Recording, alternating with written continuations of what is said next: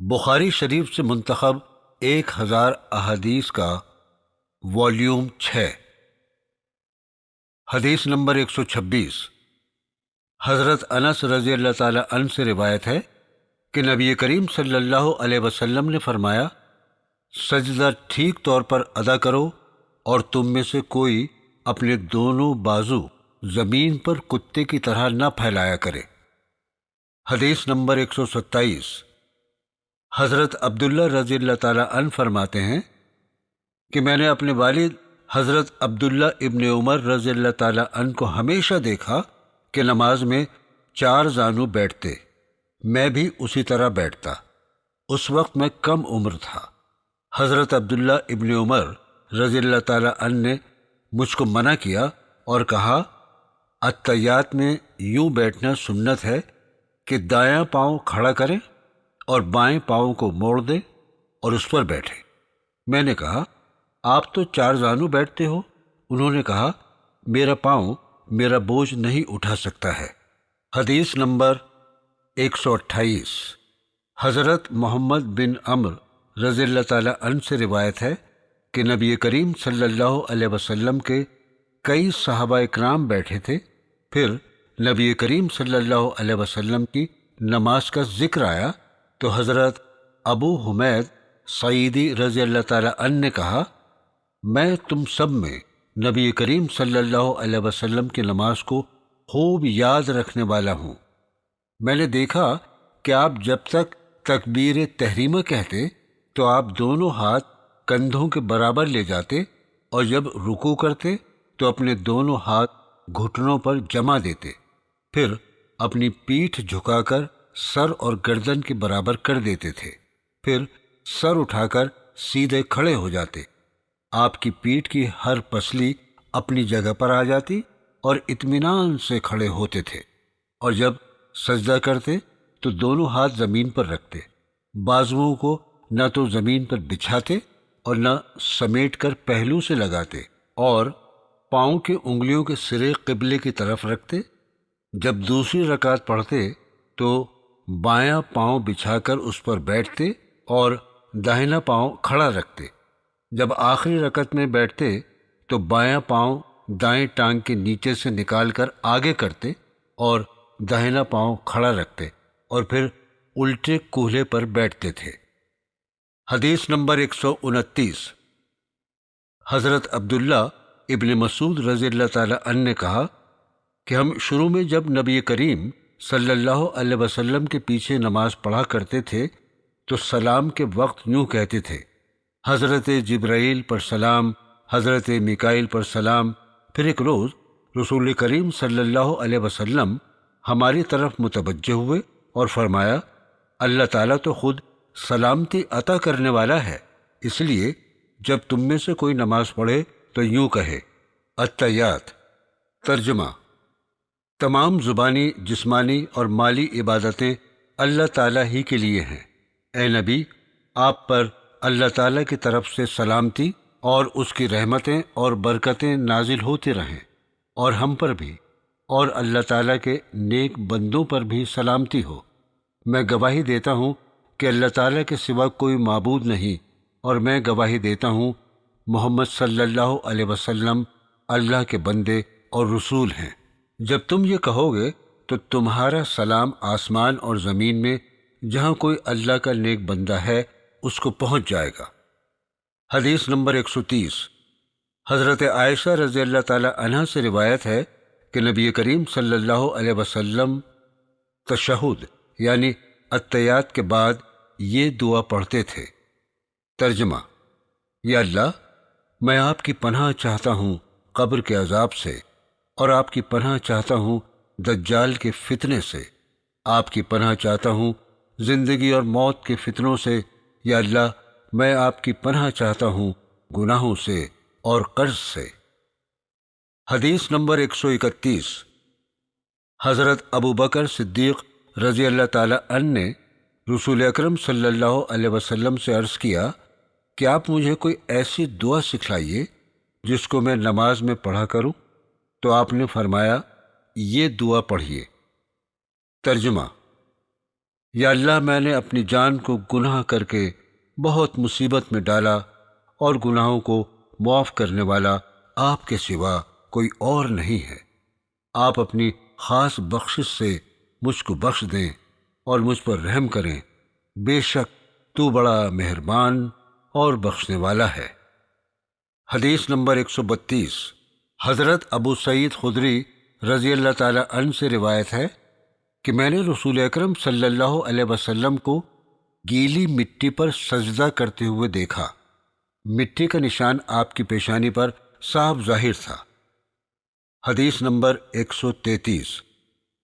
حضرت ام سلمہ رضی اللہ تعالی عنہ سے روایت ہے کہ رسول اکرم صلی اللہ علیہ وسلم جب نماز سے سلام پھیرتے تو نماز میں شریک عورتیں سلام پھیرتے ہی کھڑی ہو کر چل دیتی اور آپ تھوڑی دیر اسی حالت میں بیٹھے رہتے۔ حضرت ابن شہاب فرماتے ہیں کہ میں سمجھتا ہوں اور پورا علم تو اللہ ہی کو ہے، یہ اس لیے تھا کہ عورتیں مردوں سے پہلے چلی جائیں۔ حدیث نمبر 134۔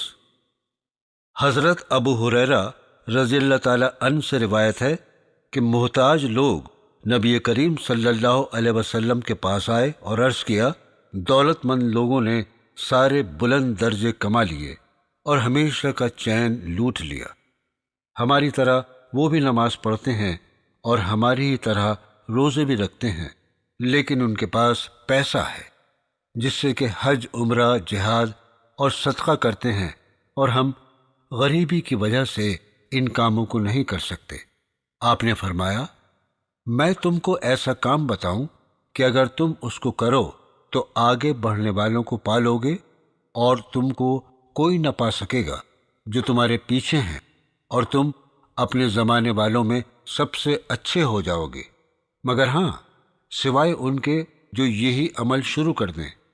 تم ہر نماز کے بعد 33 بار سبحان اللہ، 33 بار الحمدللہ اور 34 بار اللہ اکبر پڑھ لیا کرو۔ حدیث نمبر 135۔ حضرت مغیرہ ابن شعبہ رضی اللہ تعالی عنہ سے روایت ہے کہ نبی کریم صلی اللہ علیہ وسلم ہر فرض نماز کے بعد یہ دعا پڑھا کرتے تھے۔ ترجمہ: اللہ کے سوا کوئی عبادت کے لائق نہیں، وہ اکیلا ہے، اس کا کوئی شریک نہیں، اس کی بادشاہت ہے، اسی کو تعریف زیب دیتی ہے، وہ سب کچھ کر سکتا ہے۔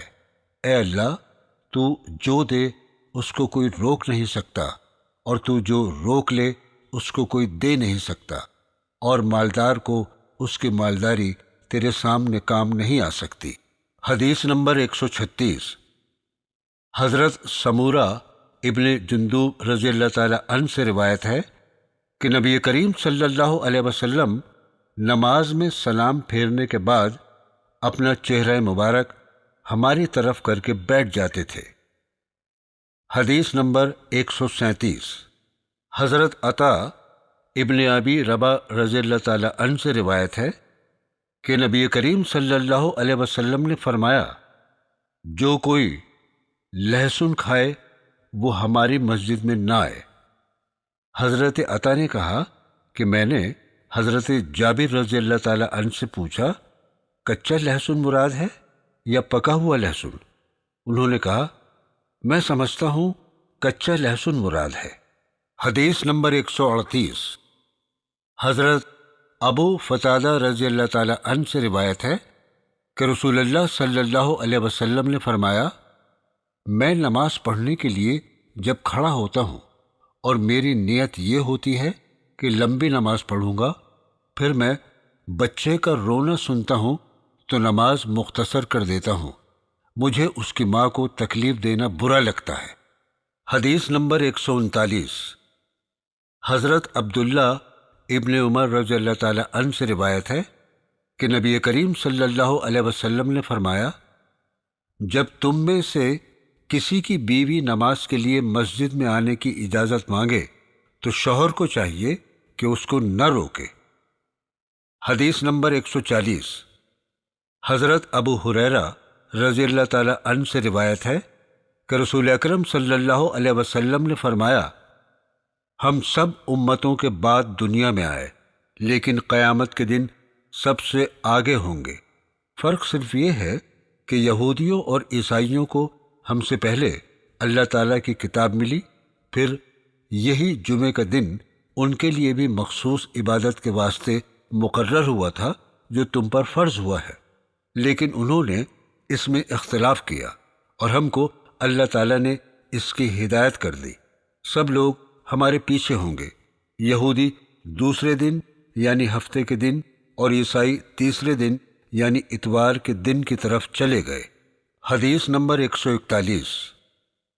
حضرت عبداللہ ابن عمر رضی اللہ تعالی عنہ سے روایت ہے کہ رسول اکرم صلی اللہ علیہ وسلم نے فرمایا، تم میں سے جب کوئی جمعے کی نماز کے لیے آئے تو اسے غسل کر لینا چاہیے۔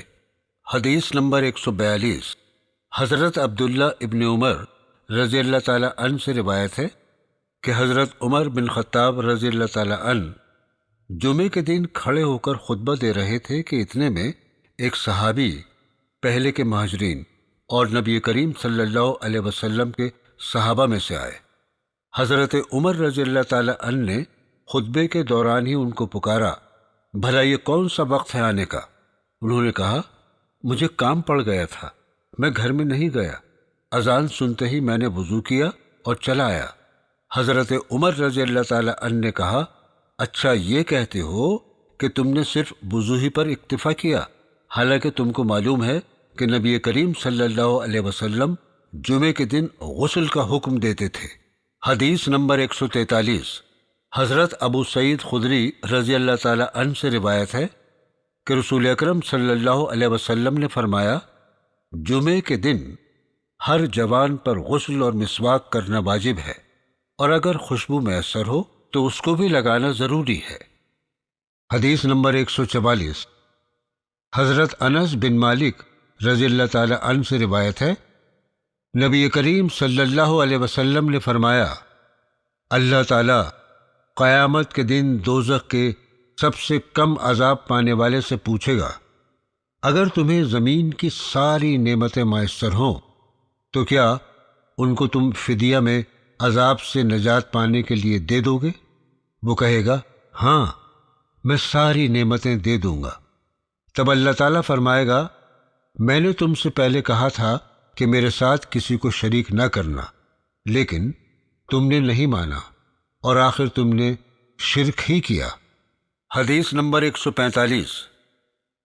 حضرت سلمان فارسی رضی اللہ تعالی عنہ سے روایت ہے کہ نبی کریم صلی اللہ علیہ وسلم نے فرمایا، جو آدمی جمعے کے دن غسل کرے اور جہاں تک صفائی کر سکتا ہے صفائی کرے، غیر ضروری بال صاف کرے، ناخن کاٹے، خوشبو لگائے، پھر جمعے کی نماز کے لیے نکلے، جب مسجد میں آئے تو 2 آدمیوں کے درمیان میں نہ گھسے، پھر جتنی نماز اس کے مقدر میں ہے وہ پڑھے، جب امام خطبہ دینے لگے تو خاموشی کے ساتھ سنتا رہے، اس طرح اس کے پچھلے جمعے سے لے کر اس جمعے تک تمام گناہ معاف ہو جاتے ہیں۔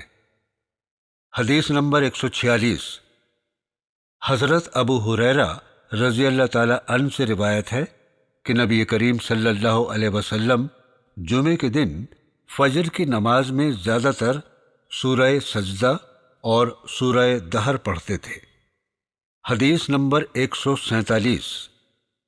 حضرت انس رضی اللہ تعالی عنہ سے روایت ہے کہ نبی کریم صلی اللہ علیہ وسلم سورج ڈھلتے ہی نماز جمعہ ادا کر لیتے تھے۔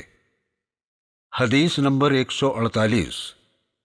حضرت ابن عمر رضی اللہ تعالی عنہ سے روایت ہے کہ نبی کریم صلی اللہ علیہ وسلم نے فرمایا، کوئی شخص اپنے بھائی کو اس کی جگہ سے اٹھا کر خود وہاں نہ بیٹھے۔ معلوم کیا گیا، کیا یہ حکم جمعے کے لیے خاص ہے؟ آپ نے فرمایا، نہیں، بلکہ جمعہ اور غیر جمعہ دونوں کے لیے یہی حکم ہے۔ حدیث نمبر 149۔ حضرت معاویہ بن ابی سفیان رضی اللہ تعالی عنہ نے کہا کہ وہ جمعے کے دن ممبر پر تشریف فرما تھے تو مؤذن نے اذان دی۔ جب مؤذن نے اللہ اکبر کہا تو حضرت معاویہ رضی اللہ تعالی عنہ نے بھی اللہ اکبر کہا۔ جب مؤذن نے اشہد ان لا الہ الا اللہ کہا تو حضرت معاویہ رضی اللہ تعالیٰ عنہ نے کہا میں بھی یہ گواہی دیتا ہوں۔ پھر مؤذن نے اشہد ان لا محمد رسول اللہ کہا تو حضرت معاویہ رضی اللہ تعالیٰ عنہ نے کہا میں بھی گواہی دیتا ہوں۔ پھر جب اذان ختم ہو گئی تو حضرت معاویہ رضی اللہ تعالیٰ عنہ نے کہا اے لوگو، میں نے رسول اللہ صلی اللہ علیہ وسلم سے اسی مقام پر سنا تھا، جب مؤذن اذان دیتا تو آپ بھی وہی فرماتے، وہی کلمات فرماتے تھے جو تم نے مجھے کہتے ہوئے سنا۔ حدیث نمبر 150۔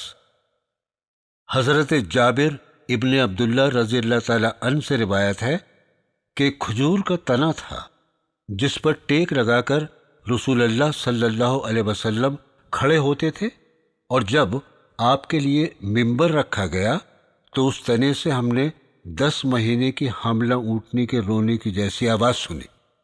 آخر رسول اللہ صلی اللہ علیہ وسلم ممبر سے اترے اور اس تنے پر اپنا ہاتھ مبارک رکھا۔ اس جدائی کی وجہ سے تنے پر لرزہ طاری ہو گیا تھا اور اس طرح رونے لگا جس طرح 10 مہینے کی حاملہ اونٹنی تکلیف کی وجہ سے روتی ہے۔ یہ رسول اللہ صلی اللہ علیہ وسلم کا معجزہ تھا۔